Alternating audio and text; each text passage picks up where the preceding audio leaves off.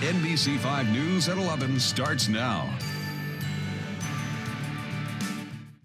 Complaints at the Medford School District and now taking focus on Board Chair Cynthia Wright. Thank you for choosing NBC5 News at 11. I'm Andrea Boyd.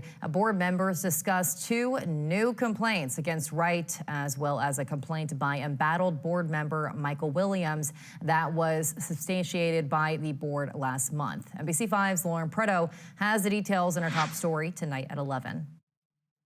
Medford School Board member Michael Williams filed complaints against Board Chair Cynthia Wright and then Superintendent Brett Champion last month.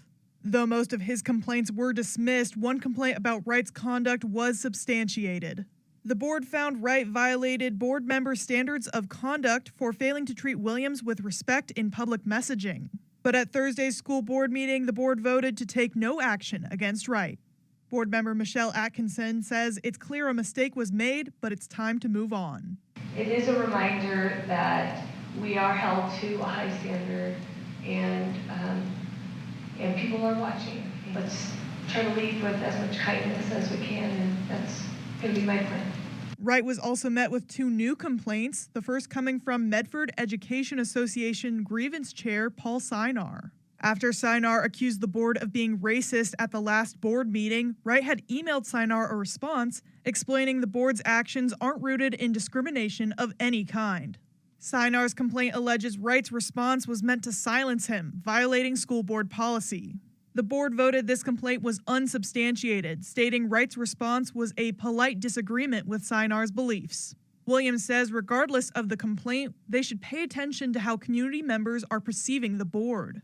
While you do dismiss Paul's claim of racism, and while I am not here to substantiate it, the children are watching, and they're seeing that too.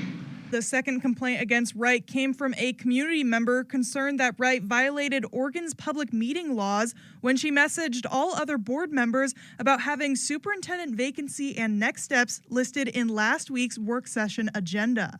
The complaint alleges she was trying to get the board to decide on appointing Deputy Superintendent Jeannie Grazioli to the role of interim superintendent before the board's official and public vote. MSD legal counsel Thad Pock explains Wright's communication did not violate public meeting laws as no deliberation took place.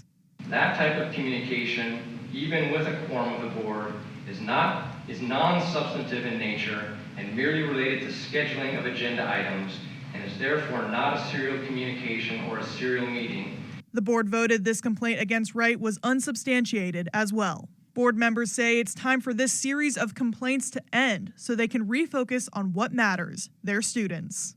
I realized that even though I felt like I wasn't being treated fairly, the focus and the time and the attention was taking away from everything we could be doing. And I want us to work together. Honestly. And I'm hoping that with some additional training on what rules and obligations that we have as board members, that we will get to that place. In Medford, Lauren Preto, NBC5 News.